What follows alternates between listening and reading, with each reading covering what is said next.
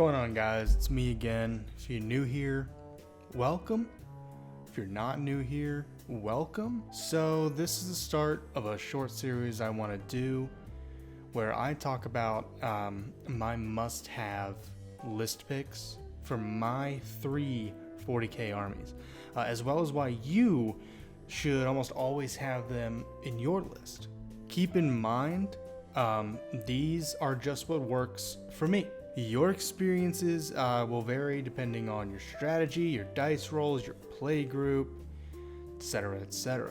I'm not exactly sure how I want to do these yet. I want to go into detail, but also keep it short and to the point. So let me know in the comments where I can improve some more. I'll also throw up some stat blocks for these guys as we go on down the list. Anyway, so there's going to be a video for each army. We got Necrons, Black Templars, and Thousand Suns. And today we're going to be doing my favorite faction in 40k and my main army, the Black Templars. As a Templars player, your strength lies in your melee capability. Templar vows can add lethals, sustained, or anti-psyker buffs to all of your melee attacks army-wide, so everybody gets a buff whether they're using a power sword or their fists. While I prefer to run a pretty decently balanced list, don't let my video or anyone else's be the end-all be-all for what's on your army list. The number one rule of Warhammer is the rule of cool. Even if a model sucks, as long as you think it's cool, it's got a spot on your list. So we're gonna start this off with my favorite unit of all time, the Emperor's Champion.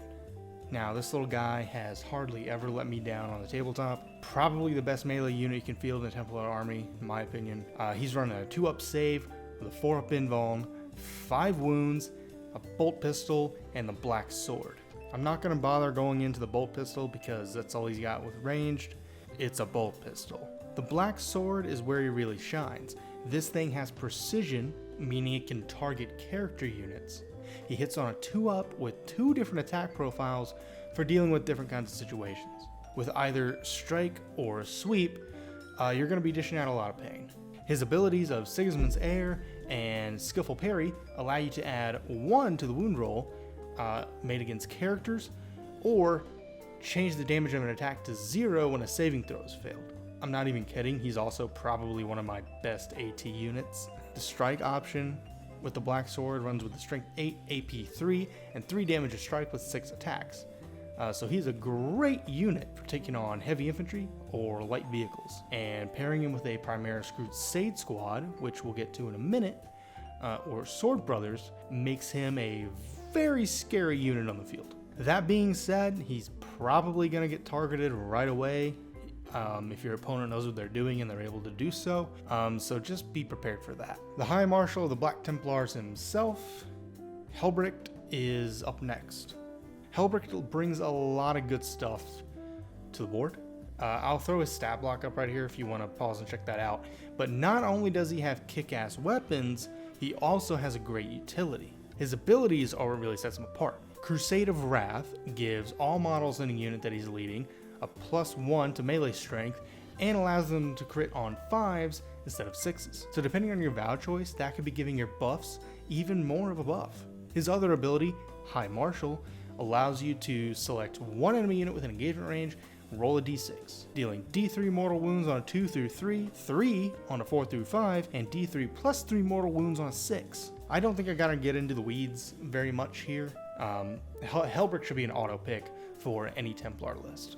The hero of Hell's Reach himself, High Chaplain Grimaldus, is one hell of an addition to the list. Though he's not as potent as he was in 9th edition, he's still a great unit to have on the board. His melee and plasma pistol are nothing to laugh at, but where he really comes in clutch is with his 3 abilities. And you have 3 different ones you can choose from. Carried by his accompanying Cenobite Servitors, go watch my last video about Servitors to learn more about them, you can choose a relic ability in your command phase. You choose between either charging after an advance or fallback, a 5-up Feel No Pain, or improved melee AP by 1. And that affects the entire unit, not just him. And with Litanies of the Devout, you can reroll the hit roll of every attacking model in his unit. Pair that with your Templar vows, and Grimaldus and his squad is going to make your opponent think twice about squaring up with you in melee. Let's get into the meat and potatoes, the battle line units. Primaris Crusader squads. I cannot stress this enough. Cheap and powerful meat walls. You're usually going to be running 5 initiates, 4 neophytes, and a sword brother. That is a 10-man meat wall. They are great for attaching high-value characters to, like EC or Grimaldus. And with Templar vows, they can actually be pretty lethal on their own too. Assault Intercessors are another cheap chaff unit that can be great to fill a list out with. But if you need firepower, you'll look somewhere else. With Templar vows, their chainsword attacks / Thunderhammer power sword for their sergeant can be pretty good. But ultimately, they're just a really good cushion unit. Like I said, great to pad a list out with. But in terms of damage output, they're okay against regular infantry, but not much else. If you need firepower, you're not really going to find it here. It's tempting to take heavy intercessors and tactical squads, and while those are not bad units by any means, you can find a better bang for your buck with some other units we'll get to down the list. An honorable mention for BATTLELINE, and a really useful one at that, would be regular intercessors. These guys aren't really anything special, just regular bolter marines, usually packing a grenade launcher, but their real strength lies in their sticky objectives ability. Aptly named Objective Secured, this ability allows you to secure an objective and move on. It is yours until it is contested and taken from you. If you're running a fast attack list, where you're trying to pin your enemy down as quickly as possible with as many units as possible, you're going to need free bodies. So I'd recommend taking intercessors if you're trying to accomplish something like that. We talked about the meat and potatoes, let's talk about our sides. Jump pack intercessors.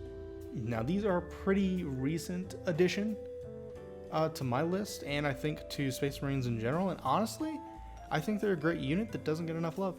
They're not super special, they're just regular Space Marines, but 3 things make them stand out. Movement, deep strike, and mortal wounds. With a 12-inch movement, these guys can get anywhere on the map very, very quickly. Besides that, their deep strike ability allows them to get behind enemy lines very quickly as well. However, if you miss your charge rolls on that deep strike, they tend to get chewed up pretty quick. Running these guys is a risk, albeit a cheap one at 85 points for a 5-man squad, but one that can really pay off. Along with Templar vows, these guys deal mortals on a charge with their ability Hammer of Wrath, rolling a 1d6 for each model in engagement range and dishing out a valuable mortal wound on a 4-up. A heavy battle tank and probably one of the scariest vehicle units on the board, if not the Space Marine list, the Repulsor Executioner is going to be your main battle tank at an expensive 240 points. That's a lot, especially at smaller list sizes, which I do not recommend running it with, but this thing has a stupid amount of guns on it. I'm not going to bother putting the whole stat block up for this, because as I said, it has a shitload of guns on it. You guys can check that out for yourself. But you can run this with a couple of different options. I recommend the heavy laser destroyer as opposed to the plasma cannon. While the plasma cannon gets you more shots, the laser destroyer is going to either one-tap or seriously fuck up any enemy vehicles on the board. The other guns, such as the stubbers, heavy bolters, melta, and assault cannons, are going to do a good job of dealing with anything else. I know it's an expensive unit in terms of model and point cost, but this thing is a great thing to park on a point or defend your deployment zone with. And nobody, especially low toughness infantry and vehicles, are going to want to get anywhere near this thing within its range. It is a force of nature, and it's probably one of, if not the best combat vehicle a Templar list can have. You remember how I left out the plasma gun on the tank? This is why. Dreadnoughts. The Redemptor Dreadnought especially. I highly recommend you have a Redemptor or a Brutalis in your list, or both if you can swing it, because the Redemptor, and Dreadnoughts in general, are basically small tanks. You run the Redemptor with the Plasma Incinerator and you'll potentially get tons of attacks with high AP. It's got guns that can handle pretty much everything from light vehicles to flyers to infantry. It can hold its own in melee as well and has the Duty Eternal ability, which reduces incoming damage by 1. The Brutalis is essentially a melee dreadnought. Not a lot to say here, it can run a Melta and a heavy stubber, and with its twin Brutalis talent options, it is a force to be reckoned with. with 2 attack options with sweep and strike, with twin link to reroll your wound rolls. The Brutalis puts a lot of hate down in melee and deals mortals on charge.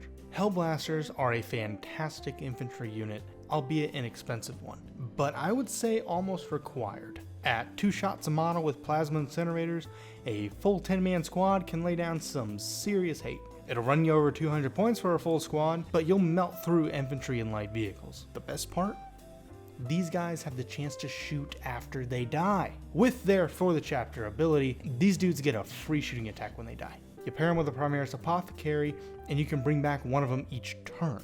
Due to their high damage output, abilities, and their weapons having assault/heavy, giving them the option to advance and shoot, or stay put and get a +1 to their shooting, Hellblasters are a must-have infantry unit for your list. With the different versions, such as the Crusader and the Redeemer, the Land Raider is a monstrous World War I throwback transport that packs up to 20 standard troops through the firestorm right onto your enemy's doorstep. Land Raiders are extremely tough and have high wounds, meaning they can take a lot of punishment while getting an important unit where it needs to be.